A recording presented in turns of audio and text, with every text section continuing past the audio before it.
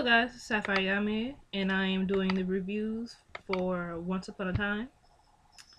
I'm doing pretty much of the episodes from the first half of the season, which is the Frozen arc from episode 5 to episode... Oh, I hate cold weather.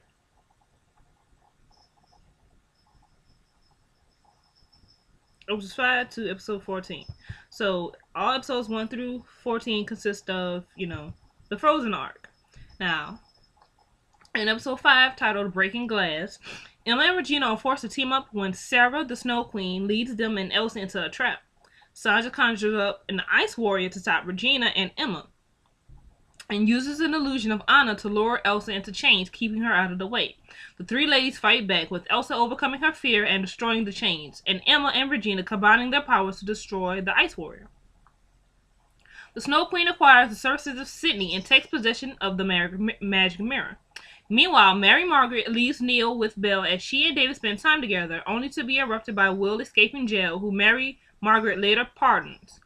Emma has flashbacks of running away as a teenager and finds videotape evidence that Ingrid, Sawyerbrooke, alias for Sarah Fisher, that's her alias, is her foster mother. In episode 6, titled Family Business, as everyone attempts to track down Sarah, Emma discovers that there's more to her connection than she expected, while Belle begins to remember her past encounter with Anna and forces Gold into leading her into the Snow Queen's lair. After Belle then sees the mirror, which Gold warns Sarah that he will stop her from harming anyone close to him, and shows her the sorcerer's hat as proof. Sarah is planning to destroy everyone around Storybook, by using a mirror in order to bring the only family into her world. Her, Elsa, and Emma. She just discovered a prophecy scroll that she is the savior that will become Sarah's sister. In Belle's past in the Enchanted Forest, she seeks out help to finding a way out how to remember her mother's death with the help of Anna, who's trying to keep Elsa from finding out the truth about her trip, until she becomes suspicious of Ingrid's presence. And once Anna discovers that Ingrid is hiding the truth about having another sister, Ingrid imprisons her and steals the box that contains the sorcerer's hat. In episode 7, titled The Snow Queen, the origins of Ingrid, the Snow Queen, are revealed in her past in Arendelle, where her close relationship with her sisters, Helga and Gerda, take a tragic turn after they seek out Rumpelstiltskin's help to control her magic, leading Ingrid to accidentally killing Helga and Gerda trapping Ingrid in the urn. Then Gerda visits the Grand Pappy and asks him to make Arendelle forget about the existence of Ingrid and Helga. In the present, Sarah allows Emma to capture her, but uses a ploy to make Emma's family fear her after she loses control of her magic. This in turn causes Emma to fear that she will start hurting those that she loves, and she runs away as a result. Later, Regina continues to reject Robinson's offer to restart their romance, but ends up giving in to her desire. Meanwhile, Sarah makes a deal with Gold to return her ribbons, in return for the secret to the missing ingredient that he needs to free himself from the dagger of Chris. When Mr. Gold obtains the information, he tells her that he will have great pleasure in obtaining the final ingredient. In Smash the Mirror Part 1, which is episode 8, as Emma's powers become uncontrollable, she ends up seeking help from Gold, who agrees to help her but has other plans in store for Emma. The Snow Queen is determined to prevent it when she learns of Gold's deception, as Hook, who attempts to save Emma break him deeper into Gold's scheme. Regina finds a locator potion from her boat, which she gives to Mary and David, but then soon afterwards they drop their plan to stop Emma, believing that it might be better if Emma took this chance to become normal. Seeing this turn of events, Elsa steals the locator potion and strikes out on her own to locate Emma. When the Snow Queen threatens Gold not to hurt Emma, he uses magical dust made from the remnants of the urn to trap the Snow Queen within her place to prevent her from intervening temporarily. As a result, she decides to use an illusion of herself to warn Emma, but the sudden appearance of the Snow Queen's figure on the road causes Emma to crash, which results in her temporarily losing consciousness. In Arendelle's past, Ingrid tries to convince Elsa that Anna was planning to strip her of her magic, and Elsa apparently buys Ingrid's story. However, Elsa's act turns out to be a ruse, and Elsa and Anna plan to recover the urn and use it on Ingrid. Elsa and Anna sneak past the palace guards to locate the urn inside of the closed east wing of the castle, and Anna apologizes for withholding the truth and tells Elsa about the real reason why their parents left for the enchanted forest. Elsa is able to make peace with the truth and sends Anna back into the prison to set up their trap for Ingrid. In Smash the Mirror Part 2, which is episode 9, the Snow Queen fails to stop Emma from heading to Mr. Gold as Emma ignores her warnings, no longer trusting her.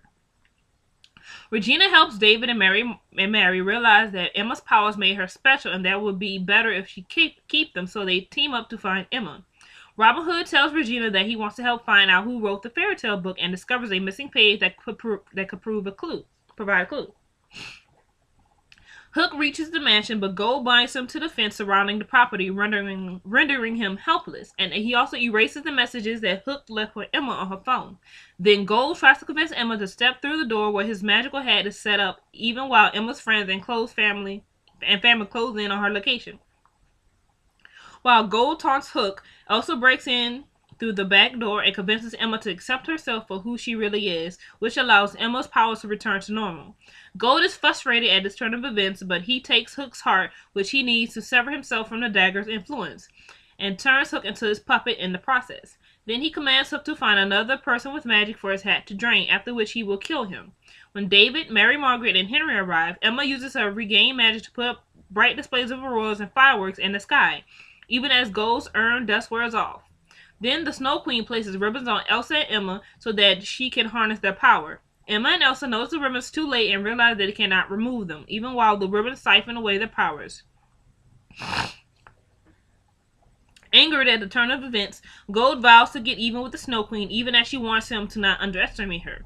Then the Snow Queen smiles with delight while using her newfound powers to cast a spell of shattered sight over Storybrooke, which shatters her mirror in the process. In Arendelle's past, Ingrid comes up with a plan to turn Elsa against Anna after she discovers the sisters' plot to place Ingrid back in the urn. But Ingrid's plan backfires after a brainwashed Anna places Elsa in the urn, resulting in Ingrid freezing Anna, Kristoff, and all of Arendelle in anger. This in turn brings Rumpelstiltskin to Arendelle to take Anna's necklace and the urn in exchange for the sorcerer's hat. However, Ingrid turns over the box to the princess instead, in exchange for fighting a third sister and being reunited with Elsa, leading her to 1982 Boston prior to baby Emma's arrival. In episode 10, titled Fail, Elsa goes through the portal in the mines of Storybrooke, where she eventually finds Anna and Kristoff. It is revealed that after being frozen by Ingrid, Anna and Kristoff were unfrozen after 30 years, and they were sent to Storybrooke after Elsa using a wishing star, which was Anna's necklace, to wish for her. Meanwhile, Ingrid detects the spell of shattered sight towards Storybrooke, so Regina seals Henry in the mayor's office and herself in a boat. Snow and David lock themselves in jail at the sheriff's station. While Kristoff is cuffed to the desk, Emma is put in charge of David and Mary Margaret's baby, even as the spell of shattered sight hits, while Emma, Anna, Elsa, and Kristoff look on. 11. Shattered sight. Anna informs Emma and Elsa that killing Ingrid is the only way to break the curse, and they set out to do it while Anna babysits Snow's baby. Unfortunately, Ingrid is protecting herself from any harm that may be done by Emma and Elsa and the ribbons they receive. But Emma figures out that hatred strong enough to counter Ingrid's love is what they need to rid themselves of the ribbon. They go to Regina, who is under the spell of shattered sight, and Emma succeeds in provoking Regina, which causes her to shoot a fireball at them, which dissolves the ribbon. In the past of the normal world, Emma is adopted by Ingrid in 1999. And the two grow very close until Ingrid tries to get Emma to utilize her magic by dragging her in front of an oncoming car and telling her to stop it. Emma runs away, and Ingrid moves to Storybrooke, led by the Princess Scroll, where she knows Emma will eventually come. In 2011, Emma arrives in Storybrooke, and Ingrid takes Emma's memories of Ingrid after an argument leads Emma to threatening to call Sheriff Graham, who is now Christian Grey. In the present, Anna finds a letter from her and Elsa's mother that says she made a terrible mistake with Ingrid and she loves her. Ingrid feels remorse over the curse and kills the serf to get rid of it. Meanwhile, Mr. Gold blackmails Hook into getting him. Belle and Henry out of Storybrooke before the curse takes over, but Hook is unsuccessful in acquiring Henry, and once the curse is broken, Gold makes his final preparations to leave with Belle to New York. Episode 12, Heroes and Villains. Gold learns that due to Ingrid's lingering magic, those who leave Storybrooke will never be able to return. So he has Hook help him unveil a portal in the sorceress mansion. Regina is able to save Marion, but Ingrid's freezing curse is not fully broken. So Regina tells Robin Hood that he needs to go with his wife into the real world to save her, because there will be no magic outside of Storybrooke to power the freezing curse. He leaves and is heartbroken at knowing he can't ever see Regina again. In the past of the Enchanted Forest, Belle is kidnapped for a gauntlet that can reveal anyone's greatest weakness, which Rumpelstiltskin acquired in Camelot. He goes to pay the ransom and sees that Belle has been taken by Maleficent, Ursula, and Cruella de Vil.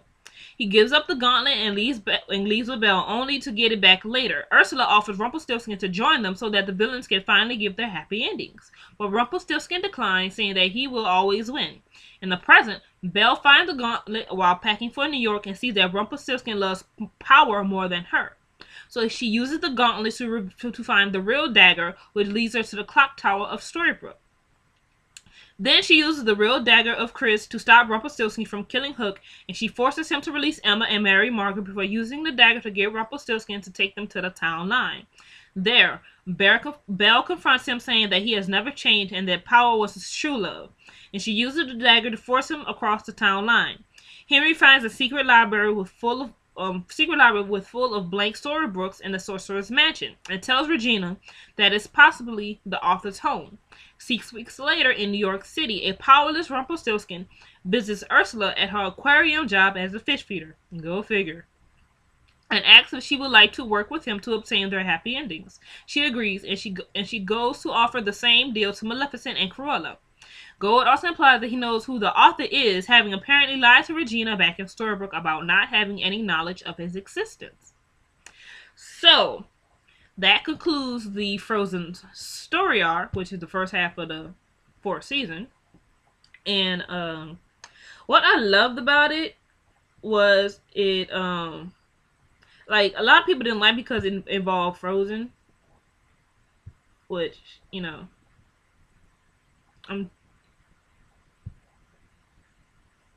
that's not what I need.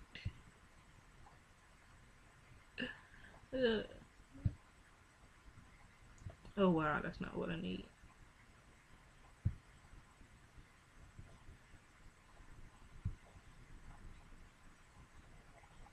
So it involves get it off my screen.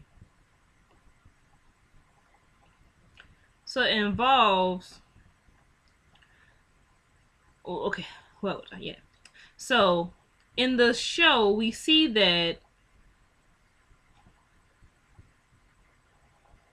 what the creators of the show decided to do with the Frozen arc was, instead of actually having Anna be evil, because when she comes out at the end of season 3 of The Urn, you kind of get the hint that maybe she's the evil one, but she's not. And so what they decided to do was they kept the idea of the Snow Queen. They kept that, but they made it her aunt. So now you get a clue to. So now you have the clue of, like, okay, why of how Elsa got these powers. And not only that, but we didn't get a backstory, which is similar to what Elsa did, but for Ingrid, it turned out wrong for her. So for Ingrid was she found out she had these powers when they were small. They showed her her and her sisters. They was all at a tree, chilling, and some dude coming up to them, which had like nothing but creepy pedophile over him. And so when he was about to attack her, she's scared. So it came out of she discovered it by her fear. So she ends up freezing the man. And they didn't think nothing was, weird about their sister. They thought, she was pretty cool. Like, oh, cool, sister got ice powers. Awesome, do the magic, shit like that, right? And so Ingrid felt that she's not gonna be normal because, who's gonna really accept a chick who has ice powers, So she's like, so she sort of isolates herself from her sisters. So they showing them, older, the sisters are having like, at the ball, dancing, mingling, courting and stuff. Like, oh, you prince, have fun. And Ingrid's just like, And they're like, Ingrid, come on. Ingrid's like, no, you go, guys, go have fun and stuff. So the trouble occurs when Weaselton, the dude from Weaselton, Is it called Weaselton? I don't think that they should call Weaselton. I think they call Weaselton and make fun of him. But I'm calling Weaselton. The dude from Weaselton. He comes in and he's talking to Elsa and Anna's mama. He's he's flirting with her, but talking about, oh, yeah, I like you, girl, and all like that, all that stuff, right? So he talking the game, right? And so then later we see Ingrid by herself. She's in her little white dress. She's looking all pretty and stuff, and just chilling by herself in this little cute little canopy thing, right? So he goes over to Ingrid and starts flirting with her, and Ingrid's like, you would just tell my sister how much you love herself. He's like, oh, no, pretty much trying to be a player. I'm trying to get 2 sisters for the price of what? I'm like, and Ingrid's like, no. So the sister comes up, right? And she's like, Elsa, what's going on? And so Ingrid, not Elsa, I said Elsa. I mean Ingrid, she asks Ingrid what's going on, and Ingrid tells her, and she like, oh, I don't believe you. Like, you really gonna believe this dude over your sister? When has your sister shown any sort of sign of trying to get with somebody you want? Your sister has been isolating herself. Isolating her. No, not Elsa and Anna's mom. It's the younger one. I think it's Helga. That's a young one. Your sister has shown no point in time, and your sister has pretty much isolated herself from you and your other sister since she found out she had the power to make things of ice and stuff. She's been isolating herself. So what in your mind makes you think that, oh, my sister's trying to steal my boo? No. So what happens is Ingrid tries to freeze the dude, but her sister Helga gets in front of him, and so she gets a full blown blast of the ice thing. She turns to ice and crumbles. I'm like, damn, Anna ain't crumble. I'm guessing so much for that. The true love I was not gonna save her, because she turns full blown ice and just falls in pieces. And the dude freaks like, witch, sorceress, all that stuff. So Gerda comes up and she's like, oh my god, what happened? Ingrid is in a moment of shock because she didn't mean to kill her sister. And her sister, which is Anna Elsa's mama, Gerda, she has red hair. Snow Queen has platinum hair, so that explains why Anna and Elsa have red and platinum hair, right? So the sister has the urn, and she's at this moment she's upset, but seriously, I mean, your sister's trying to tell you that it was an accident. You could kind of see in your sister's eye that she didn't freaking mean it. She trying to get this freaking fool over here, but she traps her sister in an urn, right? So that's how that situation got home. So Ingrid is then eventually discovered by Anna and Elsa, but she realizes that Elsa has powers just like her, and since Ingrid has been hurt by her sister's past, to her, Anna, I guess you could say she sees herself and her sister in Anna and Elsa. So in her mind, Anna's going to eventually get to a point where she doesn't trust her sister and try to freeze an urn. So that's what she's trying to get Elsa to understand, that nobody's going to truly accept you. My own sister didn't even accept me, even though what I did was a freaking accident. I did it purposely, So she eventually has to trick Anna with the spell of Shattered Sight, which causes Anna to put her sister in the urn. When Anna comes to out of the curse, she's like, oh snap, what the hell did I just do? Oh my god, what's Elsa? What's my sister? Because, we seen the whole first movie when we know these girls love each other. They're sisters, She was like, do you want to build a snowman? We saw the whole freaking song, And so then Ingrid freezes Arendelle. So now I feel bad for the town of Arendelle, because as you can see in the movie Frozen, it's really pretty much a small town. It's pretty much surrounded by water, and you got mountains. So this is the first time they got frozen over.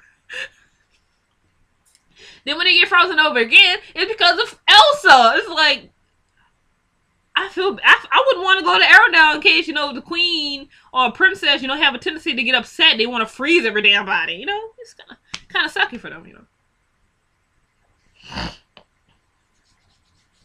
And how this relates to Emma is that she starts to get Emma to start to doubt herself, which I'm like, Emma, how could you fall for this, right? And so when Emma does have her in the sheriff stage questioner, she did something to the girl's drinks to make her power go haywire. So when her parents, David and Mary Margaret, come to see her, asking about Emma, she's like, stay back, something's wrong. I don't know what's going on. Pretty much like, I don't know what's wrong with my powers and everything.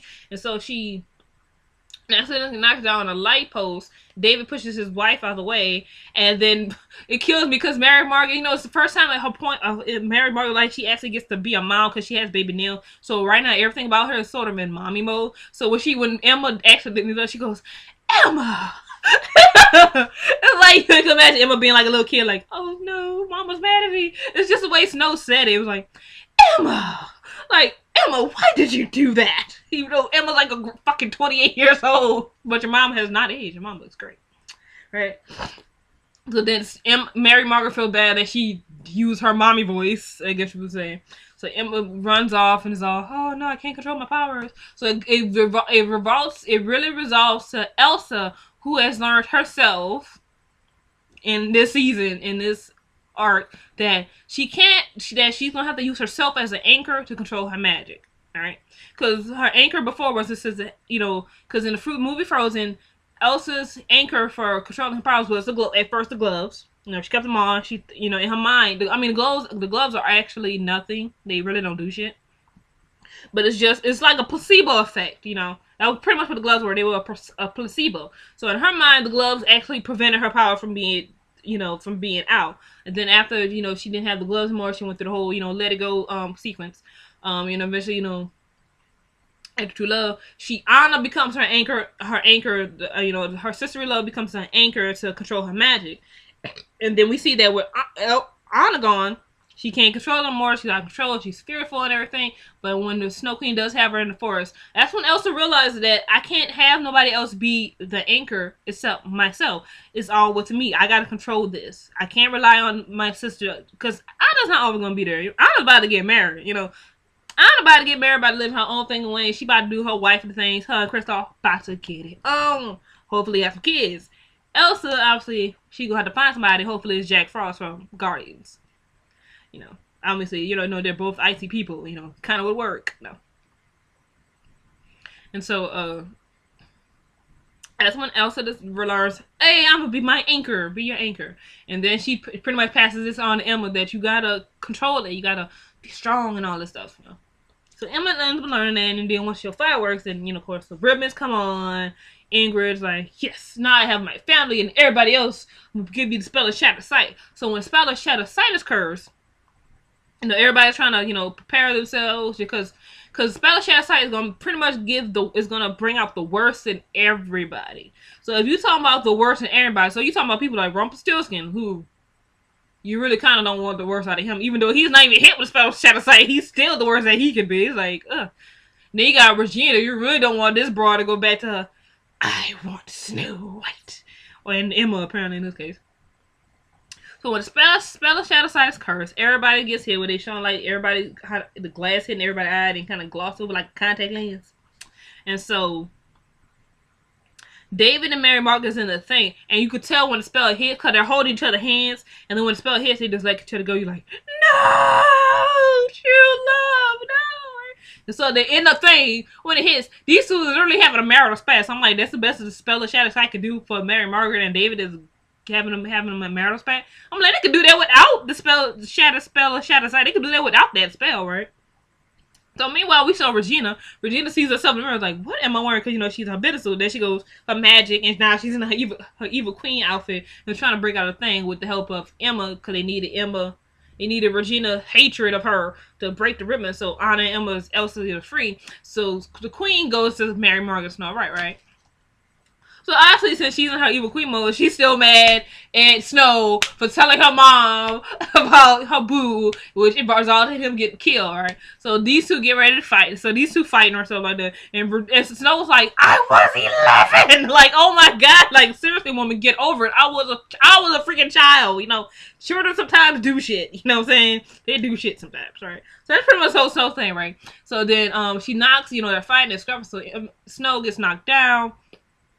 And Regina's like, I'm gonna take your baby. And here come mommy mode. She's like, do not touch my child. And it's like, to one hand, just throws Regina over the damn desert. I'm like, god damn. Because she had just finally got the baby to sleep, because that baby's in that part of the mode where it just was crying. It's kind of restless. So she finally got it to sleep, and she did not want Regina to wake up that baby. She meant that shit. Like, you will not touch my baby. Wow. I'm like, god damn. And then spell of Shadow Sight is eventually broken when Anna is discovered along with Kristoff in the freaking chest, and they finally find the letter in the box, which is from the Frozen movie. The parents, when they died in the the ship crash, we saw what it was doing. The movie gives us a reason of what was going on. of why the parents had left Arendelle, which because in the movie Frozen, it's never explained. We just see the parents leave on the ship. They never explained why in the movie why the hell they was fucking leaving. You know, they never explained that shit. You know, so it's like, why the fuck are they leaving? Right? And so now we have the explanation in the TV show is that, you know, that they was trying to go to the Enchanted Forest to find a way to I guess prevent, you know, stop her powers. But Ingrid realized that, you know, these powers made her sister special, and she thought about her own sister. She revealed it. So Ingrid now remember, you know, now hearing the message that her sister wrote literally before she died, feels bad and kills herself in order to stop the spell to shatter sight, right? And then we go over to Rumpelstiltskin, who is discovered because Anna remembered that Rumpelstiltskin, which kind of informs Emma and everybody else. So Belle finds out. I'm just like, if Belle just would have waited, Rumpel would have been free of that damn dagger. Damn it. So, you know, she's all mad, like, you love power more than anything. Power is your true love. I'm like, well, yeah, I can see how this is bad in terms of, you know, him and Belle being, you know, true loves a match for each other. But my thing, if you remember how Rumpelstiltskin became Rumpel's freaking, you know, the Dark One in the first reason, is for him, his power is the only reason he has gotten to this point in his life. You gotta remember, he was considered a coward. You know, he wasn't really much of the person, like, if you were going to confront Rumpelstiltskin, he was not going to fight you. You know, he's pretty much going to probably try to kiss your ass. You know, he wasn't going to fight you. And he didn't want that, right? For himself. He didn't want to be a coward. What man truly wants to be a coward, especially when you got a son? You know, your son is going to look up to you. So if your son sees that you're a coward, you know, what does that say? But, you know, it's, you know, because, you know, he has to set an image, a good, you know, idea, a good model for his son. But Rumpel didn't even get that from his father. So you see sort of this generational thing of lack of fatherhood that has resulted into what we see right now with you know, with this family. Rumpelstiltskin's dad didn't want to be a daddy. He was like, he was drinking all the time. He was gambling because he wanted still to be a fucking child. So that's why he went to Neverland and became Peter fucking Pan. Because he pretty much didn't want to be a daddy. Pretty much, you could say he was like a teen dad when he got his wife knocked up and had Rumpel. He was like, oh shit, no, my fun, my good banging years. I need you know, and that was his mind, that he wanted to be a child. So if you got Rumpel not learning how to be a proper father from his fucking dad, how can you expect Rumpelstiltskin to be any kind of a man when he has his own son? But he tried. You can't knock Rumpelstiltskin for trying, because he injures himself. That's why Rumpelstiltskin walks with a limp. He injures himself to be with his fucking son, because yes, he is a man. Everybody man gotta be on the battlefield, you know, so like a draft thing, right? But in Rumpelstiltskin's mind, if he dies in the battlefield, he's not gonna be there to raise his son, and he wants to be there for his son. He wants to be better than what his father was to him. That was Rumpelstiltskin's main goal. He wanted to be a better father than his father was to him. So this is why he harms himself in the battle to get leave. But of course his wife wanted to be a bitch, like, oh, you're a coward. I'm like, and then of course she runs up a hook for like, I don't know how fucking long, because when she leaves the Bellflower is a fucking infant. When we finally find the bed, this boy is almost about to hit puberty. This boy I'm pretty sure he hit by on the verge of puberty. This bitch been gone for a long time. I was gonna return. Bitch, how the fuck? Boo, you ain't a mama at all. I feel bad for Bellflower. Like, shit, damn. But anyway, when Rumpelstiltskin gets the power of the Dark One with the dagger, and it's for the first time in his life, he's no longer a coward. He has this power where people can now bow down to him instead of him bowing down to other people. You know what I'm saying? So, of course, he's going to cling to this power that makes him feel like a man. You know, no longer, you know, this punk bitch. You know what I'm saying? I hate to put it blaming, but a punk bitch. Right? And so, of course, he kind of becomes too... I'm gonna say addicted to power, because, you know, he sort of goes toward more of an evil looking path, you know what I'm saying? And he eventually meets every fucking villain that Once Upon a Time has introduced us to. He literally has taught or has encountered almost everybody in this fantasy fucking world. Cinderella. He taught Regina. He taught the Wicked Witch of the West. He knows Cruella, Maleficent, and Ursula. He helps Snow White and David. He literally helps everybody in this freaking thing. It's like, if anytime there's a new character involved, just know that maybe they knew Rumpelstiltskin at some point in time. Just know they knew each other at some point in time. Alright? And so for back to remember saying Rumple, for him, that's of course he's gonna cling to that. If I was weak all the freaking time and I finally had something that made me strong, of course I would cling to it too. You know what I'm saying? And if it wasn't for him being Rumpelstiltskin, he would have never met Belle. Because the only reason he ended up meeting Belle is because the Ogre Wars were going on. And her daddy needed help from, go get help from the Dark One. And the only way they could get payment was Belle gave herself as payment. So her father go, survive in the war. That's the only reason these two end up actually meeting each other. So technically, if it wasn't for his power, Belle, you probably would have never even met Rumpelstiltskin. I'm just saying. I mean, it's not like she's looking on the bright side of this. You probably would never met Rumpelstiltskin. And if it wasn't for Rumpelstiltskin, you gotta think about Rumpel's influence literally all over each season. Because everything is it's put in effect by Rumpelstiltskin when you actually think about it. If you go back to season 1 and go all the way up to this current first half of the season 4, Rumpelstiltskin sort of laid out how everything was actually going to roll. When you actually think about it, when you put all the past parts together, the past flashbacks, and then look at the present, you're like, damn, Rumpel actually kind of causes, when you seriously sit down and think about it. So, season 4 is gonna happen. Season 4B is gonna happen this Sunday at 8 o'clock, and we're about to go into the Queens of Darkness story arc, which is 3. It's Maleficent. So hopefully they will explain why she's not dead. Because if you remember from season 1, Emma kind of stabs her in the heart because Regina trapped her in her dragon form. Ursula. So obviously we're going to get a backstory of Ursula, because when we first are introduced to Ursula, it's when we're introduced in the story Ariel, and Regina is actually impersonating Ursula, which gives us the whole Little Mermaid kind of idea of the movie.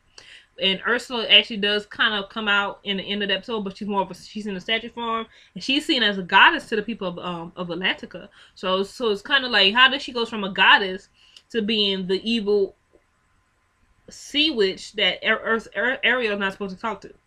So we gotta see how she falls from being worshipped to being hated. Fear. And of course Cruella. And Cruella is not she's a fictional character, but she has no magical powers, so to speak. So what the creators have done is they said that she's gonna have some sort of power, but it's gonna be based on what she's normally known for. So we know Cruella de Vil is very fashionista and she loves fur. So obviously her power is gonna have something to do with dogs. Because we already knew that her character was going to come about in the season sometime. Because we got Punga was a lot used, has been seen, since season 1. I don't think they showed him much in this season. But he was really alive in season 1. I'm like, oh, look, Pongo, because he was a Dalmatian. So I'm like, eventually, so they're already introduced Cruella de Vil. Now, characters they're not going to be introducing, even though they have shown it, is if you watch some episodes past season when they're going to flashbacks of Rumpelstiltskin's castle. If you notice in certain scenes, if you look in the back, there's a hammer, Thor's hammer. If you see, I'm like, oh, snap, Thor's hammer. Now, I'm pretty sure the Avengers are not gonna be making it wear the storybook anytime soon, because that'd be way too much. I don't think Rumpelstiltskin, Regina can handle Thor and Iron Man and the Hulk and Captain America. No, I don't think that's gonna work. No. Now they could go to Agents of S.H.I.E.L.D. That'd be kind of cool. But yeah, so comment, rate, subscribe on what you thought about the entire Frozen arc. And I know this video is kind of long. I'm so sorry. But tell me what you thought about the Frozen arc. What did you love about it? What did you hate about it? Do you think they should have added Frozen to the thing? And also, what do you think about this upcoming arc dealing with the Queens of Darkness, which is Maleficent, Ursula, and Cruella de Vil? So comment, rate, subscribe, and I'll see you guys next time. So.